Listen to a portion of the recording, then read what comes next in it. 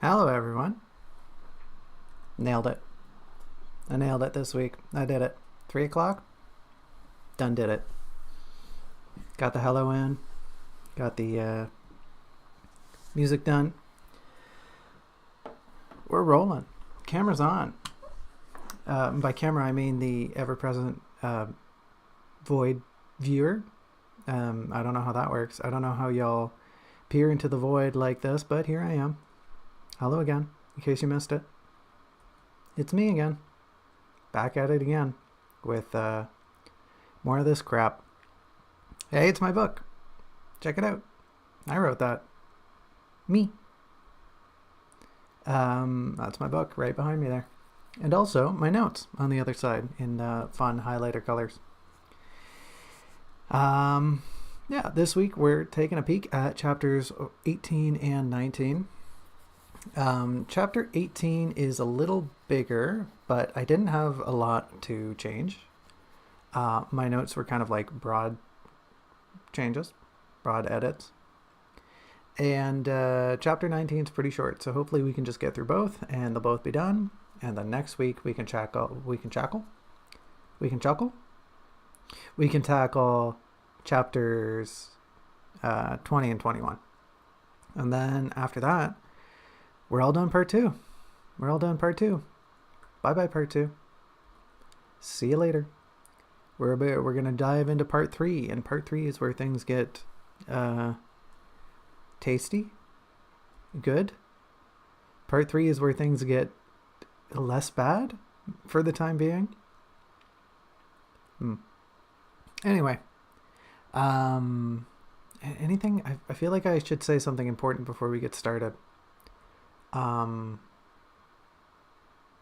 Nothing's coming to mind. I had my computer lock up minutes before the stream started. So fair warning, might happen again. I don't know what on my computer decided it needed to eat 99% of my CPU. I'm not blaming PNG Tuber. I'm not going to do it. It's had a tough time recently. So I'm not blaming it. But it was the only app using my CPU when I checked Task Manager. So, I don't know. I set it to efficiency mode. I don't think that'll help, but hey, maybe it will. We're going to find out. What else can I tell you all about? I have had, in the past week, let me think. It hasn't been a lot, but it's been way more than usual. I want to say maybe just two. Maybe just two people. Two people asked me about my book. Two strangers. And wow, whenever anyone asks me about my book, the first thing I tell them is, normally they ask, what's it about? And I have to say, oh, that's a tough question to answer. Because if you've been following along for this long, you might have pieced together that, yeah, it's... how do I describe the book? How do I talk about this? Well, you see there's a wizard. And, there's... okay, but, well, contrary to popular media, she's a wizard, but okay, she's kind of non-binary too, and well, like she doesn't really identify as, but she's definitely, all right, I'm getting off topic. Anyway, there's an adventure, and there's kind of, well, she's a wizard, right? They're a wizard, so there's magic. You see where this is going? So you see where this is going. I typically, what I've just been defaulting to with normal people, with your average everyday human, I tell them, oh, it's kind of like an adventure book. It's like a fantasy adventure novel, and they go, oh wow, that's great. Oh my gosh, love that for you. I love that for you, bestie. They don't say that. They just go, oh cool, and then I go, uh-huh. And then the conversation dies because I am stuck in a place where I just cannot elaborate further without spending at least 5 to 10 minutes of their life talking about something they'll never read. Unless it happens that I shill, I sell out, and I make a really good elevator speech and they really want to read the book. But that's never going to happen because 13 episodes into this series of trying to tell people about my book and no one cares about it still. So... yeah, that's fine. That's all right. The book's a book. Typically, people are pretty sympathetic, though, so that's nice. What was the comment I got today? Somebody said, yeah, wow, that must take a long time. And I said, yeah, it's a really big book, and I've been writing it, like I just finished the first draft, and I've been writing it for a couple years. And they went, holy moly. That's a long time. And I said, yeah, but it's still not really done. So I gotta keep working. And they said, yeah, wow, that's great. Good luck with that. And I said, thank you. Thanks, bestie. But like they probably didn't mean it very much, and I didn't mean it very much either. But the goodness of one's intentions need not be mired by the the vile conceptions of another. Which is to say, I shouldn't be a jerk, but here we are. I'm trying to be nice. Trying to believe in the goodness of life. The natural goodness of the universe. The universe just is, man. I don't make the rules. It's neither good nor bad. It just is. More on that later. More on that in a couple chapters, but I digress. Let's get started here. I've already chewed up a few minutes off the top of the stream here. Let's get started. We begin here in chapter 18. I'm really concerned. Okay, it disappeared. There was a loading bar on my mouse there, but there's nothing loading. Are you going to crash again? I don't know. Let's find out. We begin here, chapter 18, Monarch, with Teal having departed, right? You'll remember from last time, Teal departed the aid in quite a state, an irate state, if you will. And, that's good. That's fine. She leaves. She's kind of just vamping down these hallways. And we get some notes here on like where she's going, even though it's very clear that she's ignoring her surroundings. We need to do a better job at this. There's some instances here, right? Like I mentioned, she goes past a step, a set of stairs. She goes down a hallway. She's turning here and there. There's an archway, some open doors, and like I'm evoking the vagueness of her ignorance, but I should really just be saying these are the things she's ignoring. Here are the details she's ignoring that you as a reader are privy to and deserve to be told about, but otherwise, Teal right now don't really give a hoot. And that's because right now she's pretty upset, and she's coming down after her heated exchange with the aide, after her like yelling at them and then leaving. Um, and there's an instance here where I think it's in the second paragraph here where I describe her feeling hot and as if there are needles in her nose, right? You know, that like sniffly sensation you get. I'm trying to evoke the idea that she's really angry and maybe about to cry. And I don't think that's wrong. It's not unbelievable, right? For Teal in the state to have worked herself up into such a stupor, such a rage that she's kind of getting a little teary-eyed, you know, angry tears. But there's no mention, there's no reference to if that's the case. Um, is she gonna have an angry cry? Is she sad? Is she? We also mentioned in this same sector, it's starting to dawn on her how much she just wants to go home, how she wants to find somewhere comfortable at least. Like she's having this sensation of, man, I wish I was home, but if not home, could I at least find it? Like, could I take a nap? Could I find somewhere nice to take a nap? So she's definitely conflicted and going through a lot emotionally, but none of it's touched on, none of it's addressed. If she's angry and these are angry tears, let's call them angry tears. If not, if she's homesick, then let's dwell on her homesickness, right? If that's what giving her heartache right now, let's get into it. Let's talk about it. If she's angry, let's talk about why she's angry. Why do these tears exist? Why is she feeling this way? Let's not just mention the tears. That's silly. We can do this, right? Like, I'm not saying this is a bad thing. We can allude to emotions without necessarily addressing them. But this is too vague. This is too open-ended. This is an instance where, I don't know, when I was reading it, especially the first time, as if this is the first time, sorry. When I was reading it for my notes, I was struck by this notion of, oh, I don't actually know why is she crying. Why is she crying? She's crying? There's very little build up to it. There's very little payoff. It makes sense, but we're not told the reason, and it just feels confusing. I don't think it's a bad sentiment. I think it's very accurate to how she would be feeling right now, but we're not told. We're not told why, and that left me feeling confused in this instance. I think probably because there is a pull. There is this pull between, is she angry or is she homesick? If it's both, great. Let's say it's both, but if it's both, then make sure that's clear. Otherwise, it should be very definite that it is one thing or the other. Teal is going through this hallway and she's angry. Great, that's what the tears are for.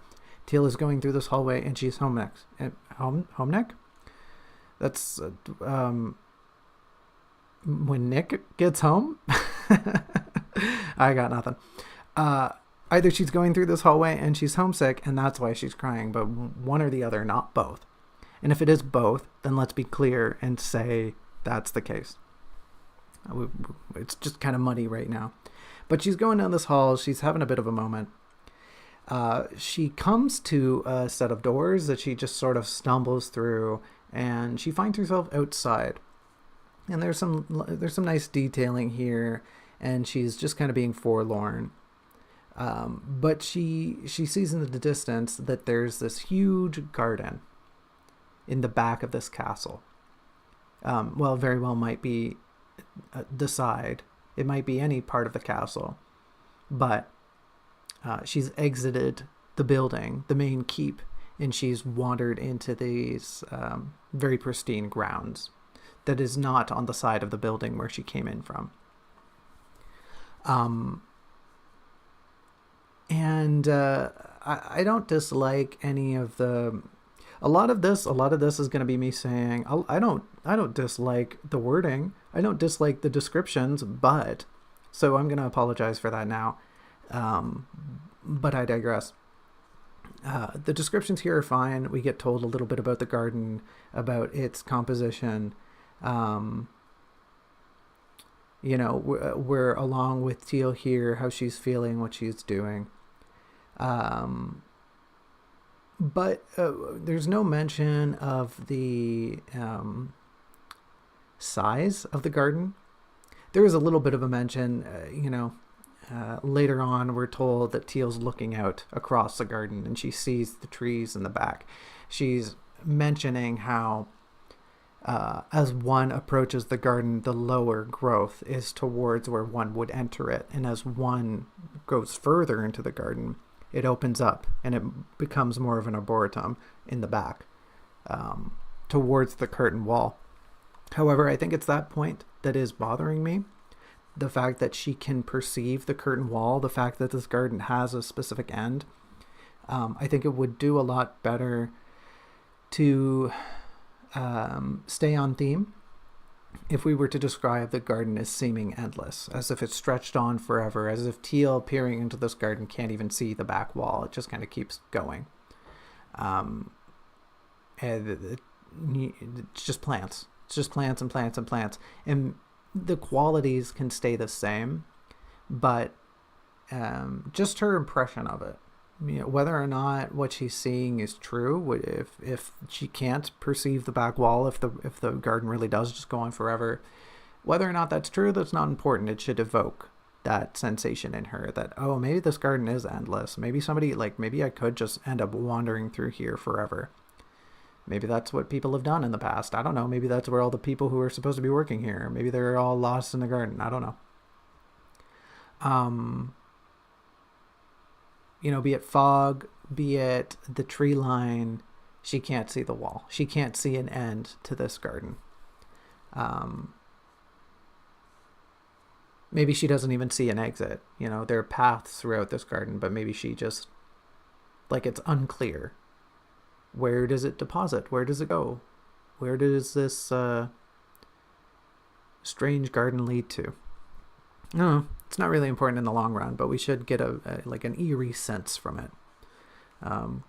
Just another little peppering of strangeness for world building. This chapter really doesn't have any oddity to it, but I think doing that would spice it up a little bit to keep it on theme with the rest of the chapters here, because we're trying to build into this. Because really, come chapter 22, I think 22, come chapter 22, I'm pretty sure it's 22. Anyways, come later on, it becomes much more apparent to the reader and to Teal that things are kind of going a little loopy. And so we're building to that. But she enters this garden and she starts walking around it. She's admiring the plant life, the scenery. She's really enamored. It really just rips her out of her previous state. No longer is she stewing. She's letting herself cool off a bit. And to her, it's not explained, nor does I think it need to be. To her, this is the perfect opportunity to cool off. She found a little secluded spot. She found lots of nice things to look at. She found stuff to just take her mind off of being homesick and being kind of angry at the useless person she was just talking to. So she's cooling off a bit. She's feeling all right. She ends up feeling a little nostalgic. And as she's looking through the garden, she finds this gazebo. There's a gazebo in the garden.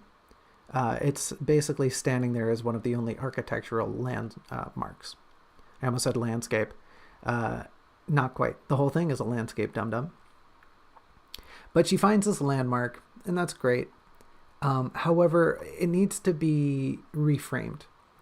And rather, the gazebo itself doesn't need to be reframed. What needs to be reframed is what it spurs in Teal. Teal sees this gazebo, and she's immediately brought into this notion that it reminds her of a gazebo from her past. And that's, in draft one, that isn't wrong, right? this is another one of those instances, and I've already apologized, so I won't keep doing it. But the idea here isn't wrong. It's just, like I said, it needs to be reframed. Teal's not going to see this gazebo and think, oh yeah, the gazebo at home. She's going to see a gazebo and think, wait a minute, this is weird. This is nostalgic. Why do I remember a gazebo? Why do I remember a pond? Why do I remember these very specific little instances of a place that I've definitely feel like I've been, but I don't remember the other spots of this place. Where is this gazebo in my life? Why do I remember a gazebo? And she can have these instances where she's thinking, oh yeah, this gazebo is about the same size. The pillars of our gazebo were red, right? Made of red lacquered wood and had like a tiled roof. She can remember these things as details, but she needs to trail into them. She's not just having this, oh, gazebo moment. She's not being struck by a sudden memory. She's gonna wade into it a little more. And personally, for this type of memory, this makes way more sense. This isn't the sort of memory where wham, she remembers it, right? Like a sudden flashback. We get to that later. Chapter 26, maybe. No, 24? No, I don't remember. Anyways, we get to it later. Different types of memories. That's what we're trying to build here. This is not that type of memory. So it should act, seeing this gazebo, the gazebo itself should act as a catalyst for things that Teal remembers about her home life. And not even a thing she remembers, just like a very particular place in a very particular region regarding her home life. She feels like this is definitely a thing I've seen, not this one, but the one in my mind, the one I'm conjuring in my mind.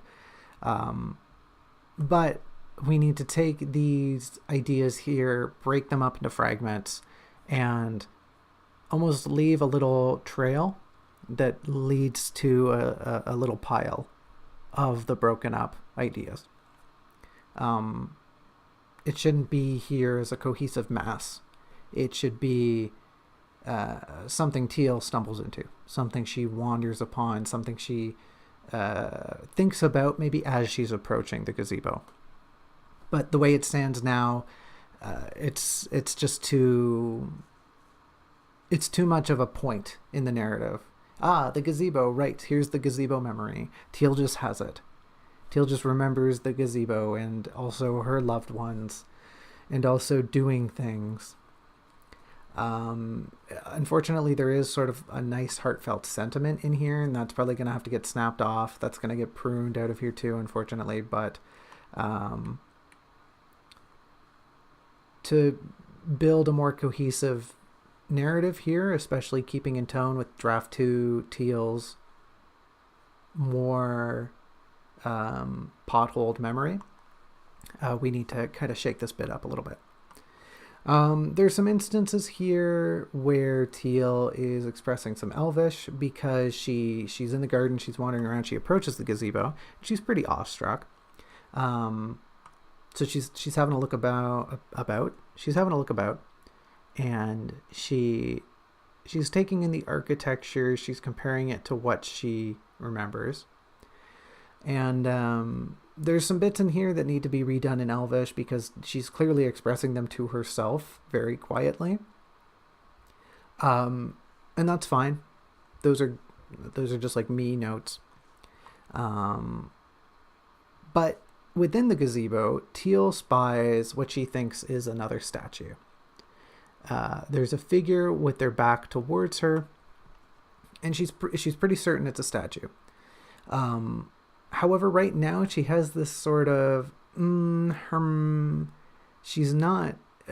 The narrative here softens it, and we're really just talking about these maybe 3 paragraphs here. Where Teal spies the statue, she thinks about it. She's uncertain. She decides like, oh yes, this unmoving object will not get the best of me. I am a half-elf who is very smart and does not get fooled by inanimate objects. that feeling when you only have 11 intelligence. It's not even that low. It's just bad for a wizard. Teal's just a little silly, that's all. That's her problem. Well, it's not even a problem. That's just how she is. Anyways, she sees the statue, right? And as it stands right now, I don't see the need to soften this weird build up to the statue. It's just Teal thinks it's a statue, right? She's just... We can add some elements in here that evoke that sentiment in the reader a little more. But I don't know why Teal's having this weird consideration. She just walks into the gazebo and sees this shape from where she's standing, and she just goes, oh, it's a statue. Haha, funny statue. She might have this initial shock of like thinking it's a person, but just immediately she should just roll into the idea of, oh, it's a statue. It's just like before. It's just like before, it was an inanimate object, and I'm definitely not going to be fooled by an inanimate object again because I'm smart. And, we can ramp this up. Teal's very convinced. Teal's absolutely sure it's a statue. I think describing some of the elements, like I said, of this supposed statue as being stony, as having maybe a rocky quality to it. Maybe the garments kind of evoke the pattern of granite. I don't know, something. But something to give Teal something to lean on as she thinks that this statue is a statue. Because lo and behold, Teal runs up to this statue and, she's feeling a little silly. She's trying to play off her dour sentiment maybe a little bit. And she runs up to the statue and she jumps out beside it, and she's convinced it's a statue, so she points at it and she goes, aha, as if she caught the statue being a statue. But turns out, hey, this time she got it wrong again. This one's actually a real person. This one's actually just a person sitting there. And she makes a total buffoon of herself. She really just has a low bork into stammering and trying to pull off this very embarrassed apology. She's made a huge fool of herself. The individual in question who's sitting here doesn't actively laugh at her, but Teal can see that they're trying really hard to suppress telling her she's stupid. She's, they kind of just smile. They end up kind of just like smile knowingly, like, yeah, they definitely heard you coming. Yeah, you really did just do that, didn't you? You really just thought it was a statue and then jumped out at them. Like, what did you think was going to happen? Even if it was a statue, what did you think the statue was going to do? Did you think you were going to win? Was there a game here? Were there points? Was there a trophy? What are you doing? What are you doing, Teal?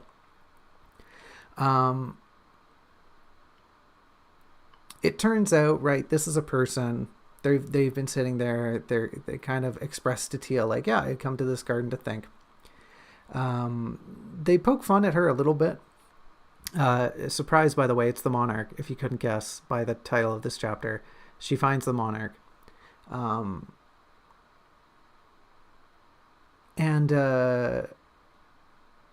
Right, they poke fun at her a little bit as we're introduced to them. We like, no part of them is really poor, right? Like, we're told about the monarch, we're told about what this person looks like sitting on this bench here, and they basically just invite Teal to sit next to them. Like, they're just hanging out in a garden, and they can tell that Teal is feeling sheepish after making her entrance. So they try to calm her down a little bit. They're like, hey, do you want to, like, you can come sit with me if you want. I'm just hanging out. So Teal accepts the offer, and they start chatting a bit, as two people sat on a bench do from time to time. We come to a few issues here with the quote unquote entrance of the monarch. We need a little bit more embellishment of their reveal. No, Microsoft, I don't want to search. We need a little more on their reveal, because we don't get this any good sense of their oncoming character. We don't really get a great time to talk about it later on because later on they're expressing their worries. So we need to set this individual up early on as having this, we touch upon it a little bit. Like I said, they don't make fun of Teal initially. They seem quite patient with her antics. But we really need to step into that a little more. We need to work in this notion that the monarch here has this natural composure, that they're quite a kind, understanding, patient. I guess just patient is the best word. That they're a patient individual who's, somebody just kind of got the jump on them, and were they trying to scare them? I don't know. Was this a practical joke? I don't know, but they seem pretty good-hearted about it. And we just need to build that up a little bit more here in this first segment. Obviously, we do it a little bit, right? They offer Teal a seat. They seem to be in good spirits about humoring her a little bit. But we need something within here to really just reinforce this notion that they're kind-hearted. They're willing to just sit with a stranger and take everything with a grain of salt, or rather, maybe take things as they come. But we don't get a great sense for that right now. So going forward, it doesn't need a lot. We just need to build up a little bit more here regarding the monarch. Furthermore, they start speaking, right? And it's very clear that the monarch speaks, for lack of better words, they speak a little funny. They speak different. Sort of like how we've already noticed how going through the book, Teal speaks kind of funny. Teal has this very dignified mode of speech. She uses very refined words, I guess. It's funny how it's hard to find words to talk about big words. Oh well. It's almost like I have a lot more time to write and pick out good words than I do to spew them out of my cardboard gob. But here we are anyways. So it becomes apparent that the monarch has this old way of talking, this more dated mode of speech. And I'm not certain about this. This is a note I want to say out loud because it deserves mention. But, should the monarch speak in Old English? They're meant to come from another time. They're meant to evoke the sensation of, I'm not from this time. I'm a monarch. I'm back from monarch time. I'm back from when there were kings and queens and popes. I guess the Pope's still around, and viceroys and dukes and lords and earls. Some of those are still around, actually. You know what I'm saying, though. Back when that stuff was popular, back when it was in vogue, and neoliberalism wasn't slowly morphing into fascism around our eyes, and democracy wasn't being twisted for capitalistic gain. Sorry, I'm a little jaded. The elections are coming up, and I'm pretty upset. I digress. We're talking about my book. We're not talking about politics. But yeah, the monarch's meant to evoke this medieval era. And in doing so, I just wonder if there's a good way of doing that. If, using Old English here would be effective, but I fear it might become illegible. I fear readers would come through this and go like, oh, I don't know what any of this means. Says the person who, I'm concerned about that when I've decided that Elvish is Mandarin. And, ain't no one coming through this book reading the Mandarin. Maybe I could jam it in the glossary. Maybe the Old English could be in the glossary alongside the Elvish. That would be a fun nod. As a tempered measure, I wonder here if maybe High Middle English, as if trying to evoke a golden age with more Shakespearean tone, with these Elizabethan phrases and wording, if that might be a better option, because that's something more people could parse, rather than looking at Old English and going, "Buh, what does this mean? Why are there so many AEs? Why are there so many O's? Why are there so many J's?" And, like, I don't know Old English very well either. I'd have to definitely research it, but just some ideas. It would garnish the monarch's speech a lot better than I have them talking right now.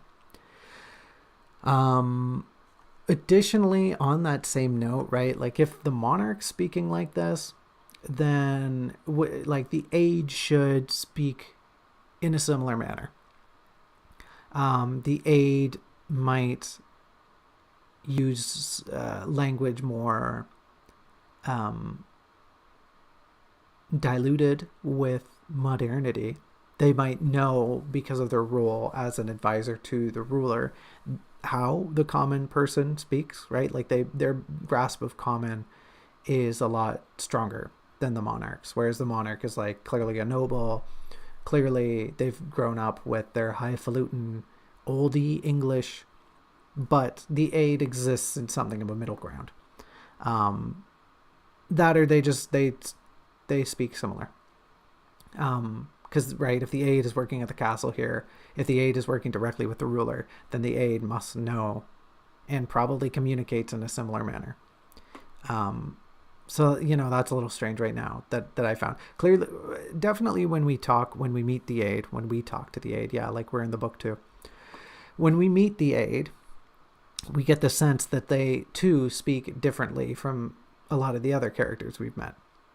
Up until this point, I don't think anyone's really, maybe the saint has had a bit of refinement to their speech, but up until this point, no one's really held a candle to the way Teal talks. At least that's how it's supposed to be. Until we get to the castle here, when Teal is with other nobility, and suddenly, I don't know, maybe it starts to dawn on people that, why does Teal talk like the other fancy people? I don't know, fam. Maybe don't look into it too hard, but it could be that she's wearing golden things and she has a silly button. And also, have you noticed how her outfit is completely, bespoke? Have you ever noticed that? You ever notice how this dummy doesn't want bad food? Maybe that's just me. I'm thinking back to the cafeteria scene where she was clearly like, yeah, the good food. Look at all this tasty good food. What do you mean a ham sandwich? That's peasant grub. What do you mean porridge? That is poor in the name. I don't eat that disgusting rot. But I mean, like, it's Teal too, so Teal doesn't have any compunctions about food. She just wants to eat. But I digress. I'm getting pretty off topic here. We just need to kind of address the speech patterns between the aide and the monarch and find a good way to describe that.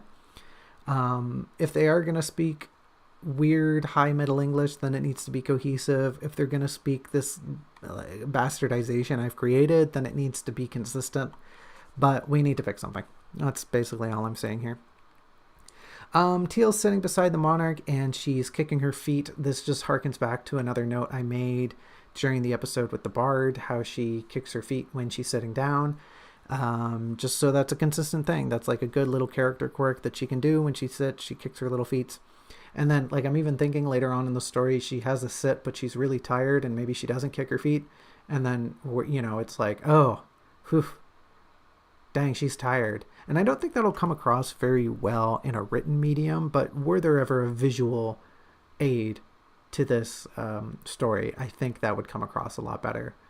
People would see Teal sitting and not kicking her feet like a big child, and they would piece it together. Oh, maybe she's exhausted. Maybe she's so tired she can't even be silly. Her whimsy has been drained. Oh, the humanity. Oh, the half-elf manity. Yeah, it still has man in it, eh? Well, half an elf. She can get away with it. Anyway, small note. Very small note. The monarch through here, right? They have a conversation. They have this back and forth where essentially the monarch invites her to sit down. They talk about the garden. Teal, it starts to dawn on Teal that like, oh, this person's nobility and maybe I made a fool of myself. And she's not really sure how to reply to some of their commentary regarding politics. Because the monarch throughout here is very politically minded. They talk about the subjects and how to govern, how to rule. What is the role of rulership in a society is essentially what the monarch talks about here. And, they're having this conversation. It's cute. It's great. It's very heavy. It's a very heavy conversation. And not heavy in like, oh, it's depressing. Heavy in the sense that it's definitely like political philosophy. And it's quite dry, but it's also a little like, isn't it strange how sentient beings cannot agree on a mode of life? Isn't it weird how governance can exist in multiple ways and life can thrive even though suffering exists? I guess we really don't touch on that too much, but you get what I'm saying. But throughout all of this conversation, the monarch has something of a melodic flow to some of their lines. And I really like that. And that's definitely something we have to push going forward. Part of the monarch's weird speech is that they deliver their words. I was going to say their lines. It's not lines. I guess you can think of them as lines. They deliver their lines very eloquently. They are very good at speaking because, if you can imagine it, they've been speaking their whole life. It's kind of part of the gig. Public speeches, arguing in court, having debates. They're a very charismatic individual. And that should show. That should show with not only their word choice and how they speak, but the tempo in which they deliver their...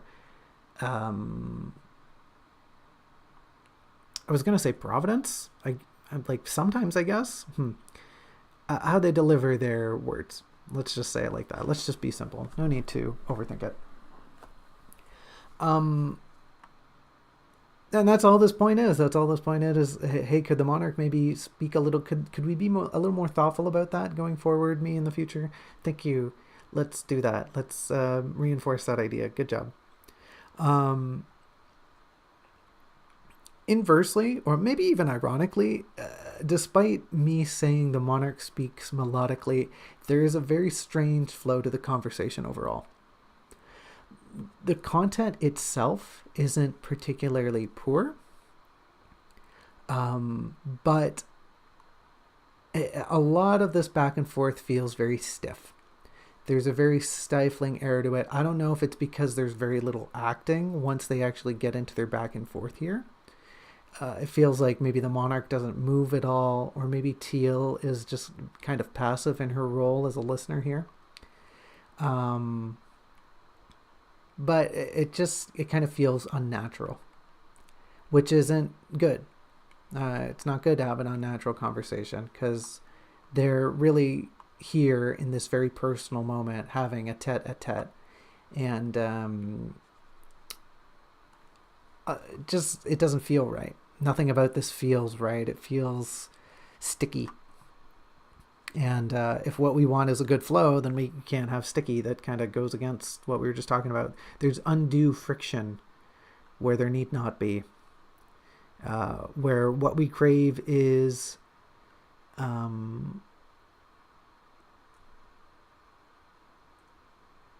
don't know. I lost it. Like honey, mellifluous. I think that's the word I'm looking for.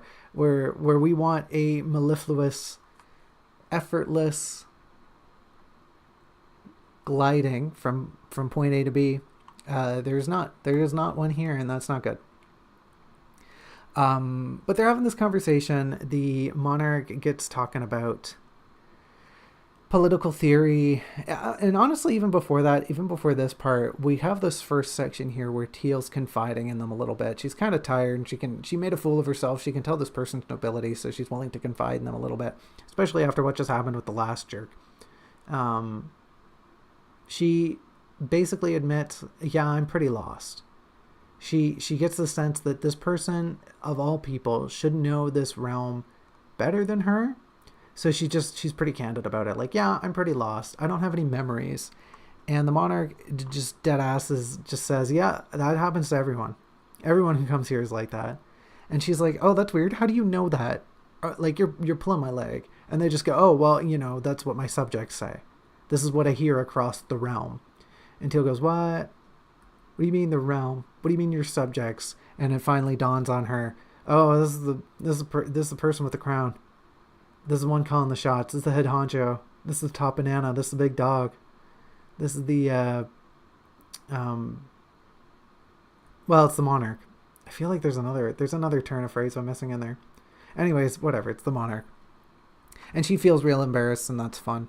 That's fine. They get in here, however, and the ruler starts asking, not really asking, they're more just pontificating. And they start wondering about the role of government in society, like we talked about earlier. They wonder if they, as a leader, are necessarily needed, if people need leadership, or if people can self-govern, if the idea of governance is folly to begin with. And throughout this, honestly, we skip out. My notes really don't mention the conversation at all because there's nothing really wrong with what they're saying. What their fears are connected with is perfectly fine, and for somebody in their position. And Teal, really, her position throughout all of this is, I don't quite understand. I feel like this is above my pay grade. I don't know what to tell you. You're clearly a person of much more power and pedigree than I am. And Amnesia Teal at this point probably doesn't realize that, oh yeah, I probably come from lower nobility. I should really know about these things. And then, we as readers maybe get a sense that, yeah, she is from lower nobility. Why doesn't she know these things? And the answer is because she's dumb. But we love her anyway, because intelligence and politics are not related necessarily. You can be a good person, you can be a smart person, and be bad at politics, be bad at governing, but that's not what I'm getting at here. What I'm getting at is that I don't talk about the conversation. We do have to jump back in here for a second though, because the ruler does mention there being a higher power, if they are truly blessed, anointed by God. If they are anointed by God to rule on earth as their heavenly envoy. Like the head of the Anglican Church, right? You can think of this, any monarchy will do it, right? It's like a testament to their rulership. There's a better word for it, but it's escaping me right now, where they use this affiliation with a higher power to excuse themselves from being a tyrant. Let's just put it plainly, right? You see it in China with the Celestial Empire. You see it in, Japan with the Emperor. You see it all across Europe, all across the world, really. I can't think of a place on Earth where there has been a monarchy, some sort of despotic governance with one head of state that has not connected that head of state with the local culture and religion to say, yes, the head of state is related to the almighty, the divine, that which is us, beyond us. It's just an easy scapegoat, right?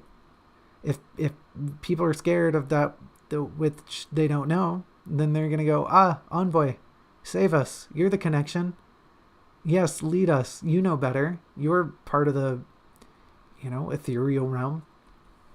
But all this is to say that Teal links this idea of higher power with magic. She immediately, at first mention of a higher power, which the monarch just assumes Teal will know means like, God. Teal just goes, oh, did you, you mean the arcane? You mean magic? Which isn't wrong for her, but it's framed very awkwardly. She just says it as if it's something that she inherently knows to be true. And for draft 1 Teal, it doesn't come off as weird. But considering how draft 2 Teal is a little more daft, a little less connected to what she should know, this moment should really come across as her inadvertently blurting this out. Where right now it seems like a perfectly reasonable suggestion given her ties to magic. Draft 2 Teal should really just, oh, you mean magic? Did you mean magic? And then she just would sit there for a second and she would sit there and go, oh, I'm a dork. Why did I say that? Why am I awkward? And secondly, she would be thinking like, oh, wait, yeah, what does that actually mean? Why do I think that? Why do I think there's a connection between the greater universe and magic? Like, I've been having these weird notions about maybe being able to do magic with my silly, funny knife that I haven't really taken the initiative on yet. So, why do I feel like there's a power that exists beyond me that I'm capable of communicating with? Why did I just blurt that out all of a sudden? And we can have another little trickling, another little peppering here of memories that will lead us, will give us a little hint, if nothing else, as to why Teal did say that. But as it stands right now, the connection isn't bad, but just the way in which she brings it up and the way in which it's informed, in which the character is informed, is kind of awkward. Speaking of awkward,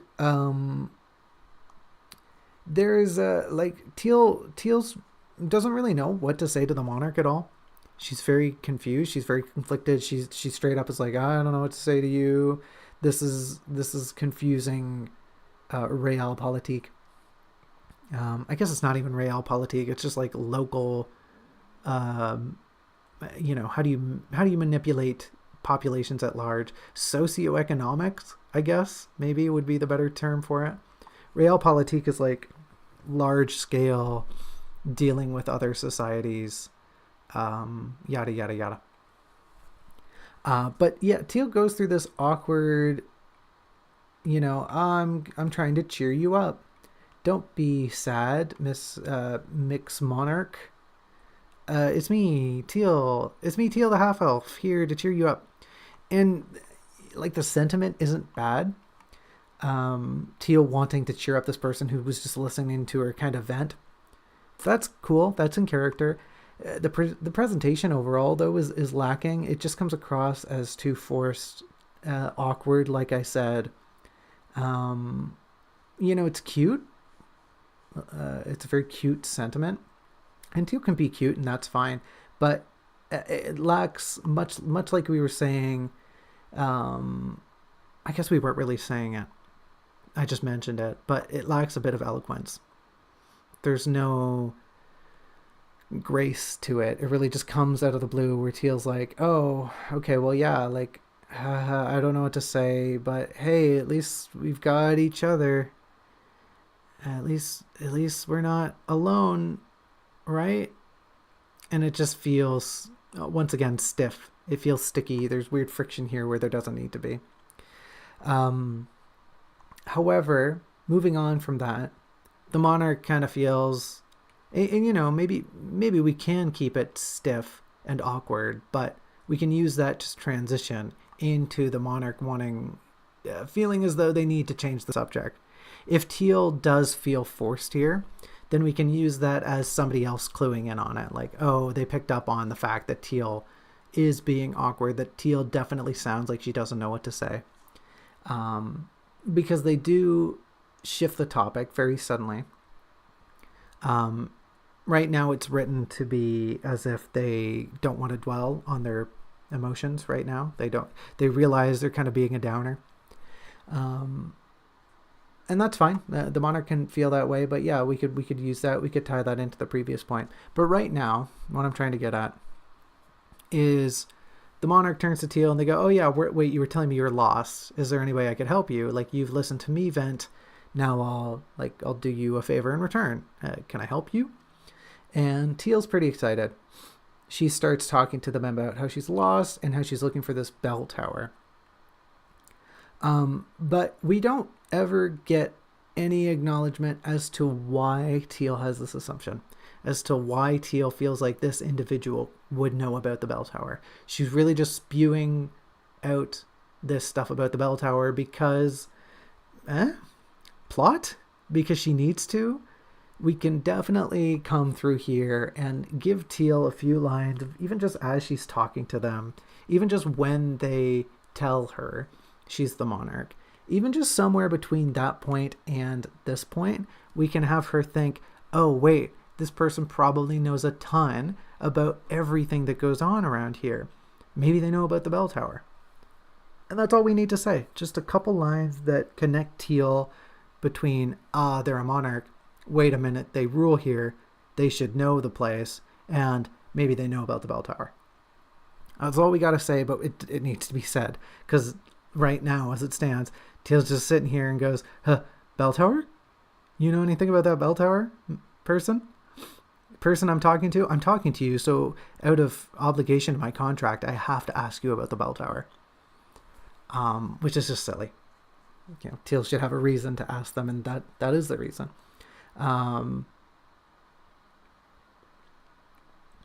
Because otherwise it just comes across as like, oh, I'm desperate, as opposed to, oh wait, I'm thinking. I'm an individual with a brain. Sometimes I can plan in advance. I can reason, and also it kind of paints Teal as like not quite manipulative, but opportunistic.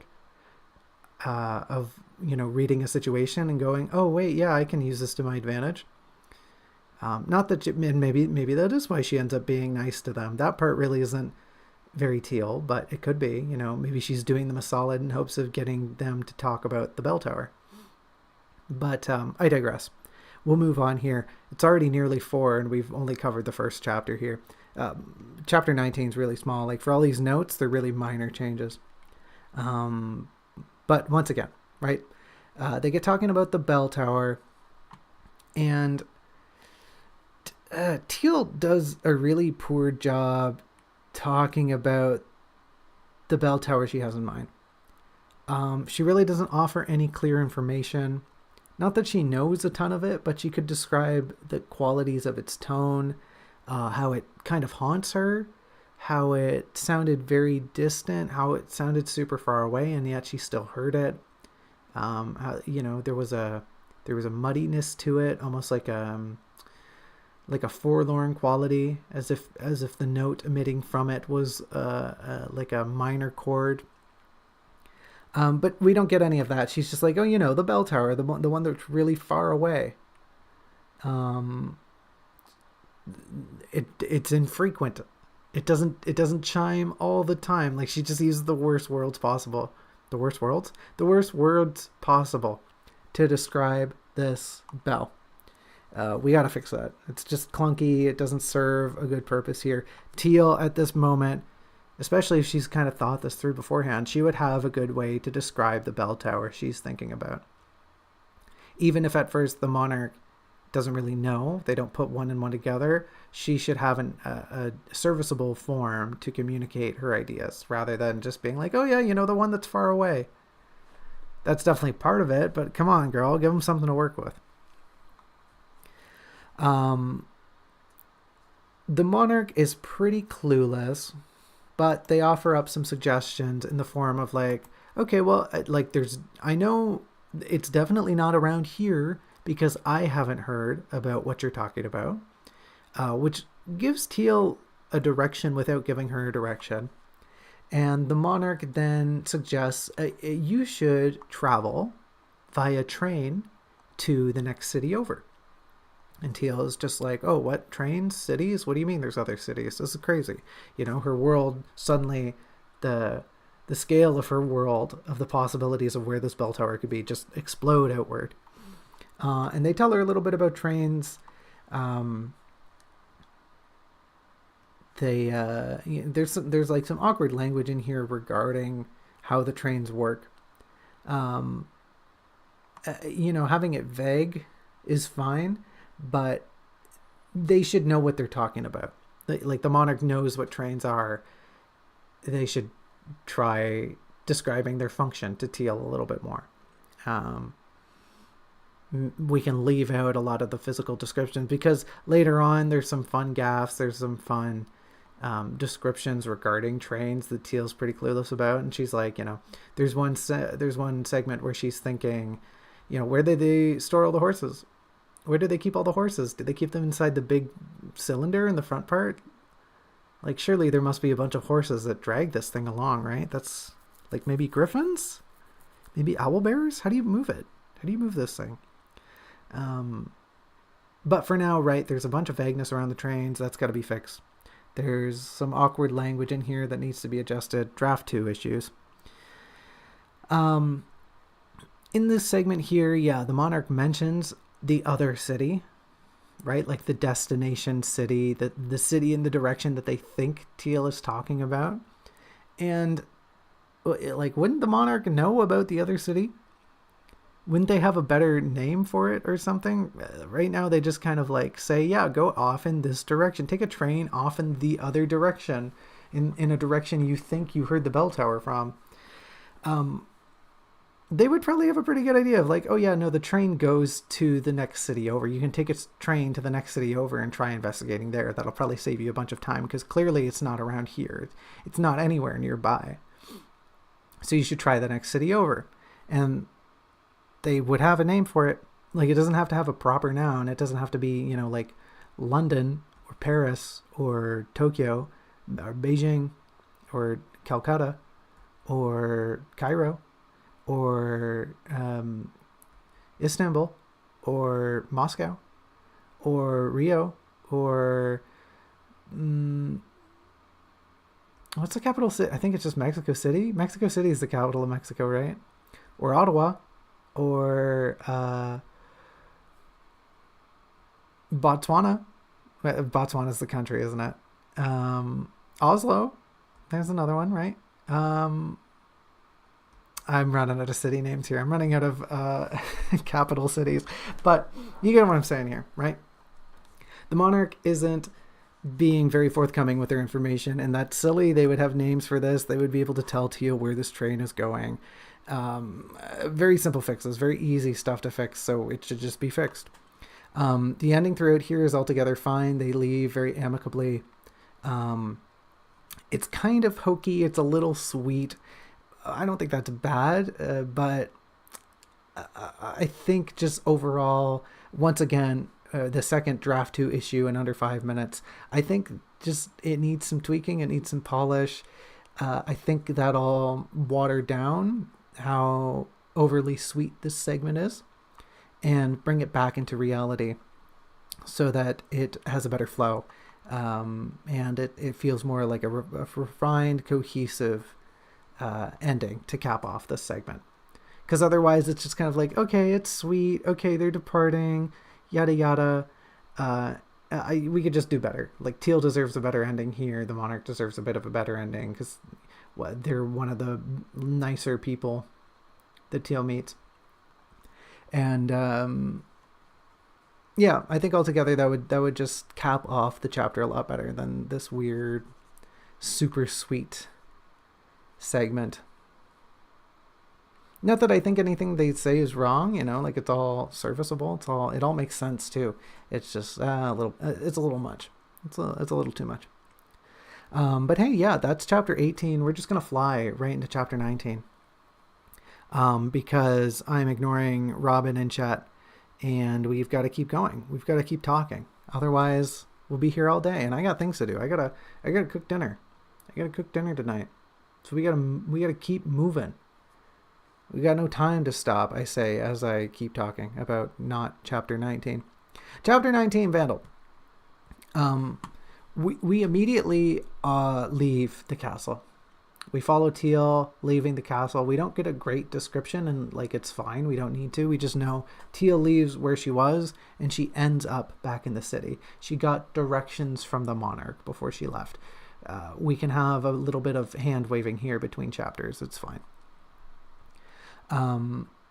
Teal goes through the city. She's looking. She ends up at the gatehouse, a different gatehouse from where she entered. And she has a bit of a pause here.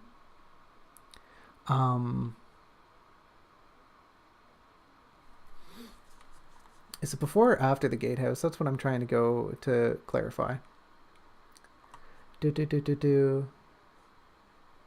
Strode beyond, yeah. She has this weird pause here where she's feeling kind of nostalgic, but we're not given a reason as to why she stops and why she looks around. She has a strange reluctance to leave the city, but given how she has had a pretty bad time in this city, you'd think she would be thrilled. You think she would be just over the moon to finally get out of the city, let alone the castle, right? Like, shouldn't she be thrilled? Like, she's been having kind of a weird time. You think she'd be in a better mood, but she's strangely reluctant. We're not told why. We're not told why she pauses, why she's feeling nostalgic. It's just like, what, girl, what are you doing? If we're going to have this beat, then some introspection here would do wonders. You know, we can pause and think about how Teal's feeling, what's going through her mind. And also, like, just acknowledge Lacrimosa. Lacrimosa really doesn't get brought up until, like, she checks on them. Okay, great. Thanks. Thanks, Teal. You checked on Lacrimosa. And I keep doing this. I do this a lot going on where, like, that's my mention of Lacrimosa. They're still there, by the way. Like, Teal checks on them. Great. Thanks. Thank you, past me. You really made an effort to include the silly bug. Did you know you made a whole chapter about this silly bug and that they're a core component of the narrative? Maybe you should be nicer to them. Notes for future me. Fix past me's hate for a bug. The bug that they wanted to be in the book anyway. Like, why do I have such half-hearted inclusion of Lacrimosa all the time? I'm getting off topic. They should be included. Teal needs to be thinking here at the start. She needs to be feeling. We can also maybe, like, go along with her trek from the castle a little more. It does feel a little jarring that she's just suddenly at the gatehouse. We really just get like a paragraph and then she's at this gatehouse and then she's feeling reluctant. It's just too much too quick. I think that's a big aspect here. Too much too quick. She steps outside the gatehouse and she's observing things. She's also kind of observing things as she walks through the gatehouse. And yeah, it's all just way too hasty. She's just really doing too much too fast here. And if we want to speed things up, right, then just like put her outside the gatehouse. Why are we messing around with all of this? If we want to slow things down, which is what we probably want to do, then, hey, me, you don't gotta go so fast. It's not a race. I know before, maybe in the past, you were concerned about how many pages you were on, because, like, it's page 100. Oh no, we're not even near the crux of the book. Listen, fam, it don't matter. This book's going to be like 600 pages by draft 2. Don't worry about it. We're probably going to break it into 2 books. It's fine. Book 1 is probably going to be like, we're probably going to pull a Lord of the Rings and have 2 books inside of 1 book. All right? Chill. It's okay. If there's 6 books at the end of all of this, I don't care, fam. We would just... You don't got to race. It's fine. Just put in all the silly words you want. We'll trim them back later. But right now, like, make sure things make sense at least. Sorry, I got a little sidetracked on my heart-to-heart with future me. But let's keep going, right? She has weird observations. She's just going too quickly. Her position here is very vague. We're not told, like, is she under the gatehouse? Is she before it? Is she outside of it? As the person who wrote it, I was assuming she's standing on the outside. Like she's walked through the gatehouse and she's standing outside of the city, beyond the city's walls. I make no mention to say that. I just, as a writer, go like, yeah, she went through the gatehouse, right? She did it, right? Did she did it right? I don't know. I'm just going to continue with the story.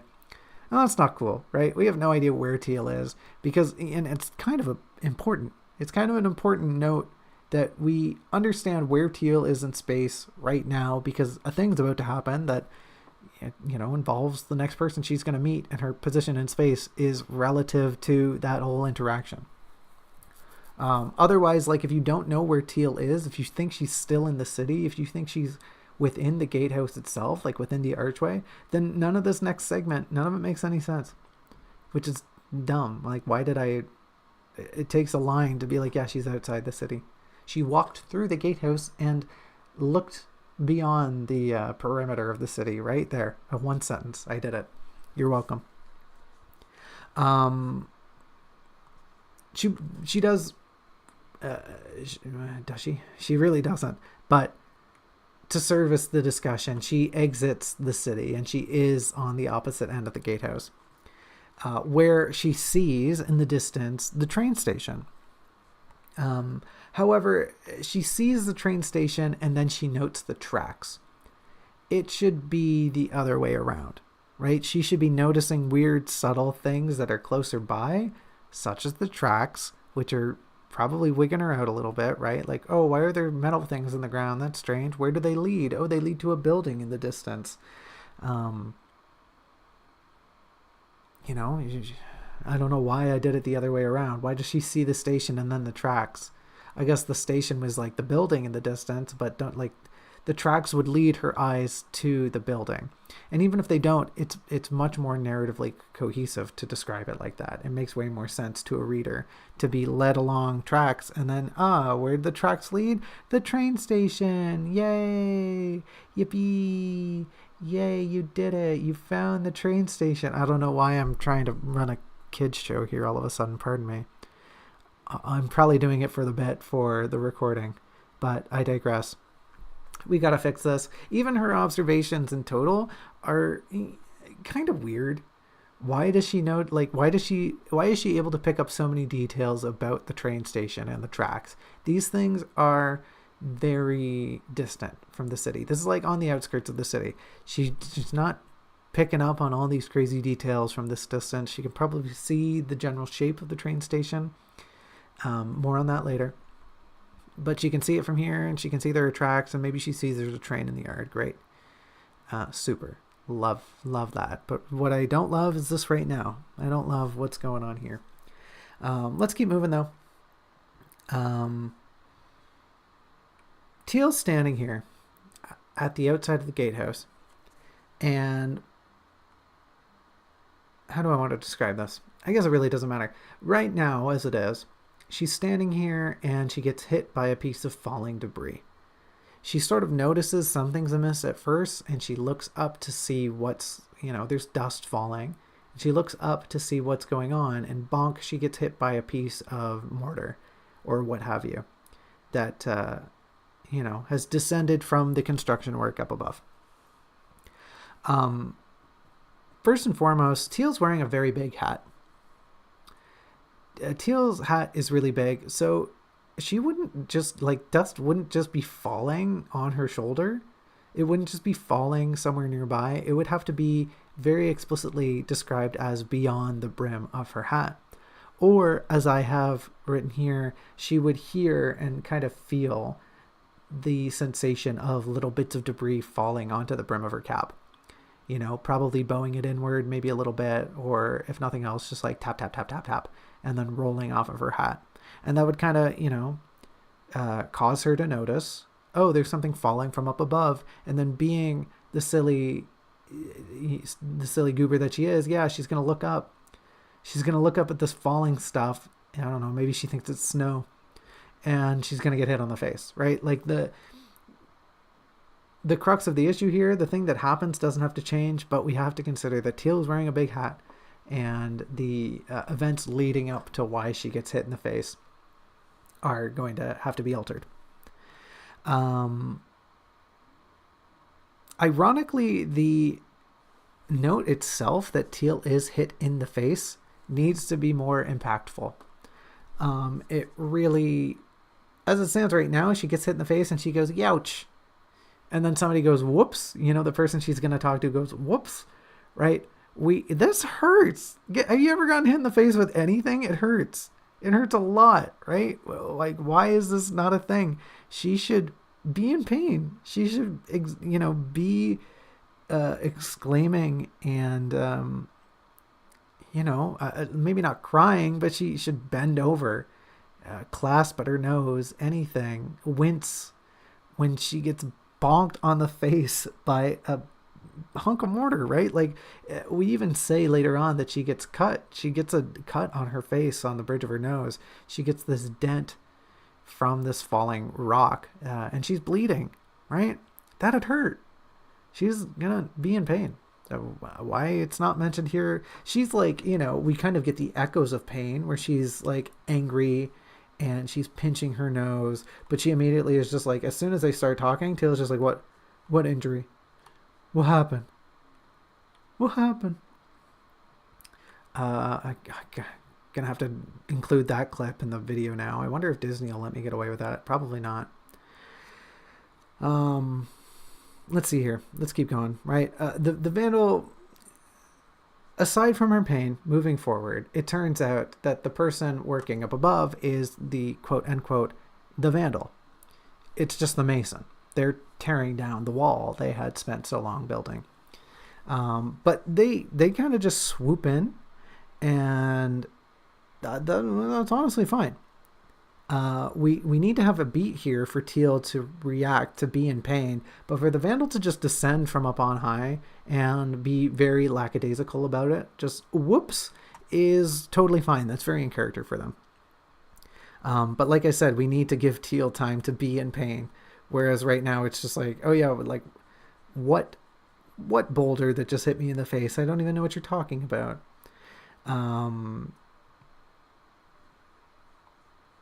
These are just, this last bit is just me describing like things that would be part of the pain, right? Like the sting of it, the blood, that kind of warmth that you get, that weird, painful warmth of an injury, the anger, the like feral rage that courses through you when you experience pain. That's just like, I need to react. I need to react to a negative stimulus. Aside from that, right, this pain, this is like an offshoot note. This pain should stir something in Teal. Not that it brings her to her senses, right? It's not going to cure her amnesia, but it should rattle her a little bit. This injury should, and it kind of does already. After Teal gets hit in the noggin, she does take a bit of like a contemplative turn in her character, and that's fine. Right? Like another thing happens quite shortly where that's going to make her become more contemplative, and that's fine too.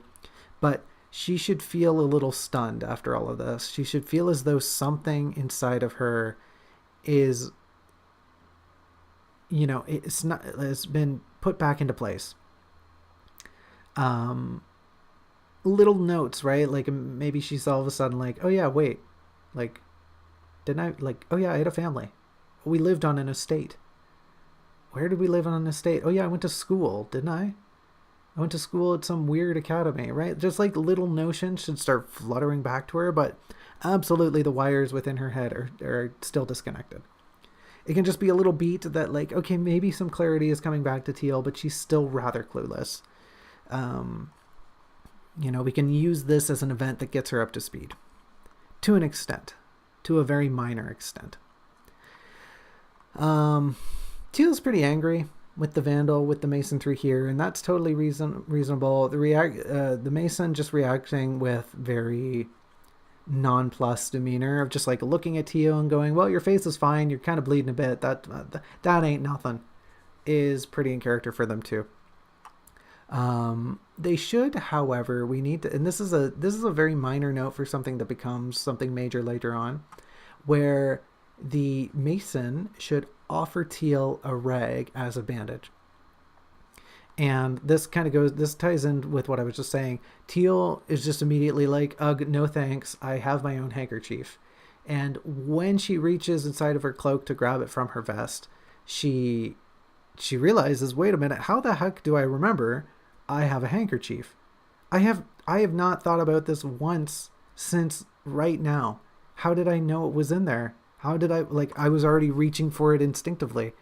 What happened? Like, why, where did this come from? Why I got hit in the head with a rock and now I know things about what's on my person?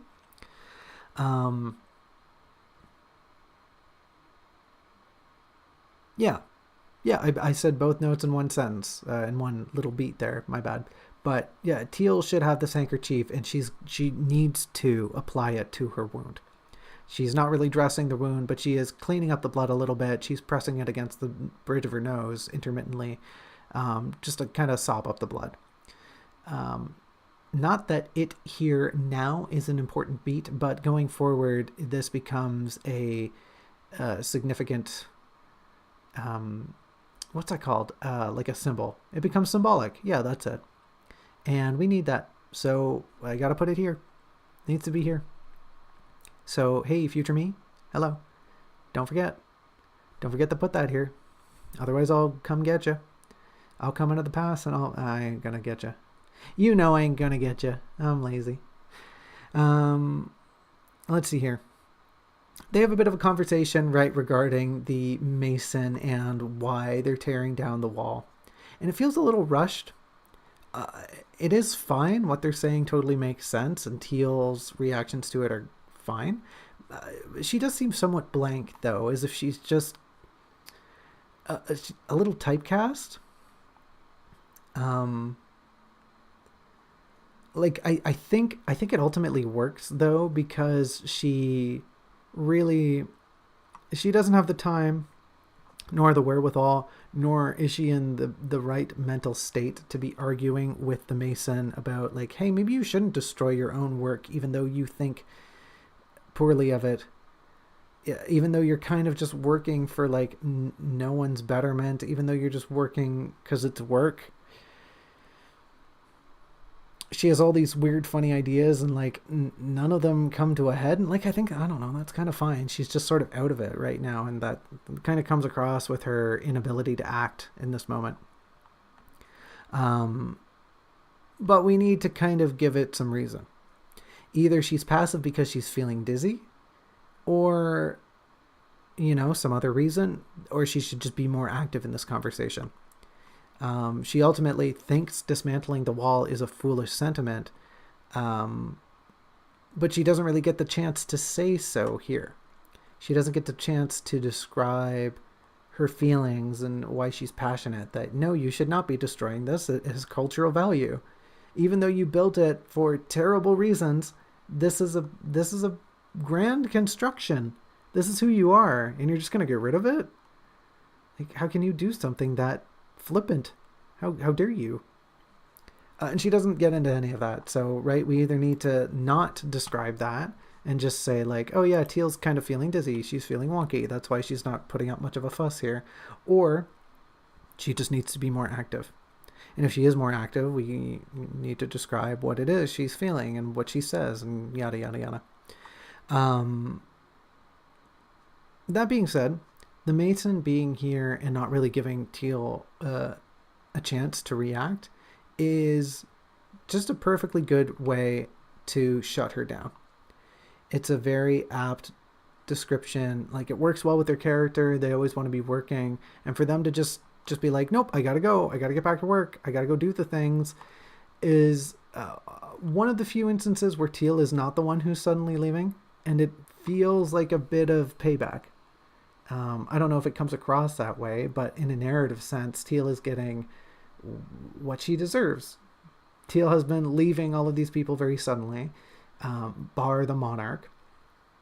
And now she gets to somebody who's just like, actually, I don't want to talk to you. I actually don't want to hear your opinions. I'm leaving. I'm going back to work. Bye. Hope your nose is okay. See ya. Wouldn't want to be a dweeb. And then they leave. And like, Teal gets just shut down immediately, and that's good. The chapter ends up ultimately being very short and very unsatisfying, but it runs thematically with Teal's experience with the mason here. She's just having, like, she totally gets shut down by this individual.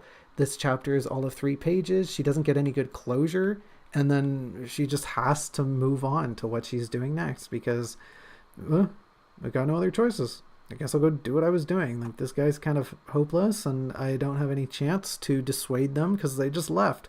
So I guess I lose. I'll just take the L and be on my way. So I dig that. I dig that this chapter wraps up in a hurry and Teal really doesn't get a good chance to do anything about anything. That's all fine. We should maybe expand upon her sensation of helplessness, though. That she's kind of weary.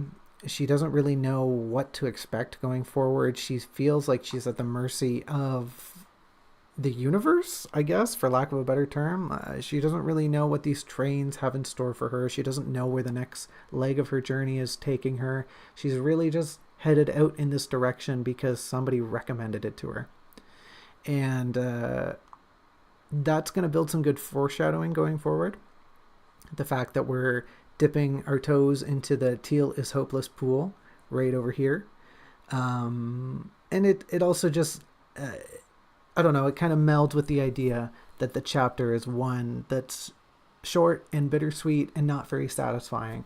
If even after Teal's been cut off, she doesn't even get like a moment of solace in her own introspection. She is mired by this sensation of helplessness, this morose idea of what do I do next? Where do I go next? How on earth do I get to the bell tower? Does it even exist? I'm still not really certain about that, if it's real or if it's fake. And just something to, tie a little bow at the end of this chapter. Something that I think will help it resonate in its themes before we move on to chapter 20, which is right here. Chapter 20. That's me saying we did it. We are finished with chapter 19 because that's all I have to say about it. I think it just needs to end a little differently. But Teal getting cut off is thematically fine. This chapter being unsatisfying and short, thematically fine. It really just serves as a intermediary chapter between the penultimate segment where Teal's in the castle and this ultimate part involving trains before we get into part 2 or part 3. So yeah, we did it. We did chapter 19. We did chapter 18 as well. A lot of rambling went on today. A lot of rambling. Probably about the same amount as last week, actually. But with that, we're done with the draft diary segment of the stream. We'll move into our doodling segment. Our doodling and a Q&A segment. If you have any questions, hold them for when I get set up. I'll transition shortly into drawing mode. We're done with our notes here. I think we went through everything. Pretty good session. Like I said, we'll tackle We'll tackle chapters 20 and 21 next year. Yep, sorry everyone. Taking a hiatus. Won't be here until January. I'm kidding. Next episode. Sometimes it does feel like a year between episodes, but no, we're running this back. Ideally, I think we will be. I think we'll be in part 3 by the time the year ends. Pretty comfortably. Let me think. If we do one a week, 21 next week, 22, 23 the week after that, 24, 25, 26. 27. Yeah, that's like 8 weeks? Yeah, we should be pretty comfortably into part 3, which is good because I've been at this for like a year and that's a lot of work. There's a lot of work running a video stream that no one likes. No one but Robin shows up, which is fine. I mean, I can't expect people to digest my book in a fiery manner. I can't expect people to be excited about a book and then talk about a book. But I digress. I'm getting a little off topic here. Let me take a drinky. Water. I know if you've seen my one video, I know I've said water and cardboard don't mix, but water. I love me some hydration. Like I was saying, let me oh, I don't want that. Let me go over here. Let me go over here and enter the void.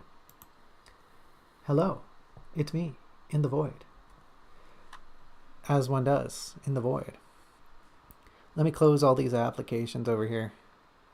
I don't need to save, do I? Oh, something's telling me I need to save. What needs saving? You need saving? What? I haven't made any changes. Oh, yes I did. Yeah, whatever, just save them both. Also, while I'm here, give me a second. I'm gonna, hold on. I'm just gonna, can I just shift over a little bit? Yeah, I can. Oh.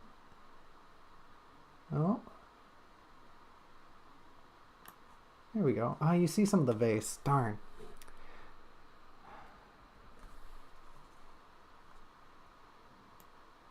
Let me try to hide the vase. I don't want the vase showing, but I'm a little too far to the side. Can you see any there? I think you can still see a little bit of. It's fine. The table's just a prop. Everyone knows it's a prop. Come on. It's not like anyone's here to witness the lack of verisimilitude. Why can't I do this with arrow keys? Oh, now it lets me use arrow keys. OBS, you're such a piece of crap.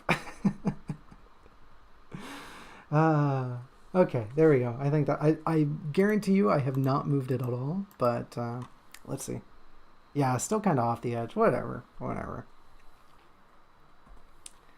Yeah, I'm ready to draw. I'm definitely ready to draw. I definitely didn't just goof off for like 6 minutes. Let me open up Psy. My friend recently was asking me at a party I was at. He was recently asking me what I use to do my illustrations, and it was a very awkward conversation. Not because it was bad, but because I basically had to answer, yeah, I use the worst things. I use the worst things because they're free and I'm used to them. Oh, which is not a great combo. What can I say? I'm poor. I'm poor, and I've always been poor, so I've always used free, crappy art software. Even though, honestly, yeah, Psy is really good. Psy is pretty great. Like, I would never recommend somebody get Psy, though. Every time, if... pardon me, I need to lean away for a second. Where's my... There it is. What was I saying? Every time, if somebody asked me for a recommendation, 10 times out of 10, I would tell them, if you're looking for a piece of art software, go check out Krita. Go check out Krita. It's free, it's robust, it's good. It's honestly just Photoshop, but free and good. And like, have you seen the mascot? That thing's cute. Like a robot squirrel. Come on. It's cute. Like a really robust suite of brushes. The only downside with Krita, though, you don't even use Krita. Oops. The only downside with Krita is that it's a little daunting. There's a little too much going on at once. And there's not a good way to get into it slowly. There's not a good way to dip your feet into Krita. It's kind of just like you go in or you don't, which stinks. And that's why I've been kind of like rebuffed by it, because no aspect of it brings joy to me. Whenever I turn on Krita, I just go, this is what I want is Psy, but better. What I want is the simplicity of Psy with the ability, the potential of Krita. Like, the reasons I like Psy is because it's simple and it's you can just jump in, and I love that. But Kratos just like, you have to know things. You have to know this tool. You have to know this other tool. You have to be a tool. I'm joking. That was a shot at Robin. The OG Krita user. Get off. Get out of here. You think you're better than everyone? I was using Krita before you even know it was a thing. I just didn't like it. I just was bad at it. Oof. I hope that didn't pick up on mic. Okay, good. They lowered it. But my dad just turned on something really loud. Sorry, chat. Hee.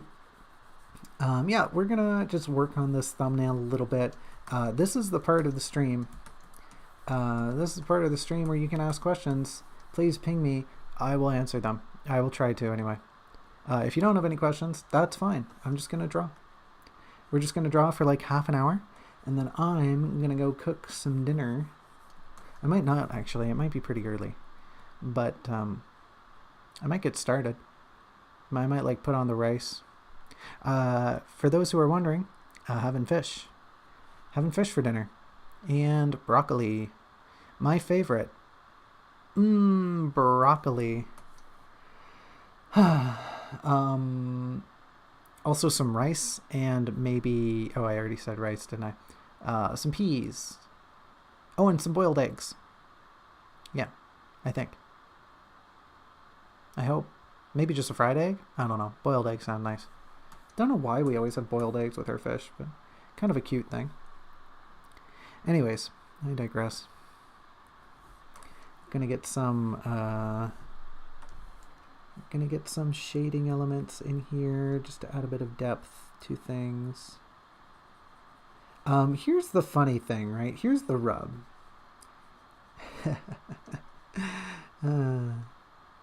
Sorry, that I have to have a side anecdote. Humor me for a moment, will you? My sister calls the other day, or rather, she asked that I call her because she was looking for something. She was looking for a recipe. And I said, yeah, sure thing, sis. I'll look for that for you. So I did, and I found it. And that's all good and well. And she basically says something along the lines of, to be honest with you, I'm not interested in the recipe per se. What I'm interested in is, haha, here's the rub. What I want is the rub. And I went, oh, that was like a funny, like, you didn't set up your joke very well, but yes, I get it. So I go, okay, yeah, that makes sense. That's fine. That's cool. Whatever. Yeah, I'll find that for you. So I'm looking and we're on the phone and I find it. I find the recipe she's looking for. And I go, oh yeah, here it is right here. It's got the sauce and, oh yeah, and here's like the seasonings that you'll need. And she goes, okay, great. List them off for me. I'll write them down. And I go, okay, are you ready? Here's the rub. And then I list off the ingredients and it wasn't a good joke, right? Like clearly I just stole her joke, but I used it. I used it way better. I don't know. It was just fun. You know, whatever. I don't know what I'm talking about. I'm just rambling at this point, but who cares? I thought it was funny.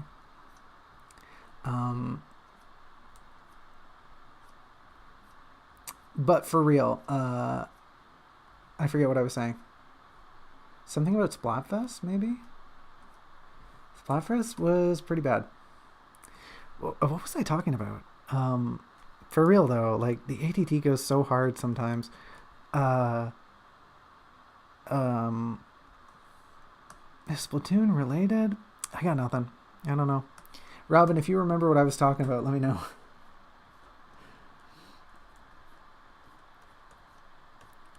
Because I sure as heck don't. I sure as heck don't know.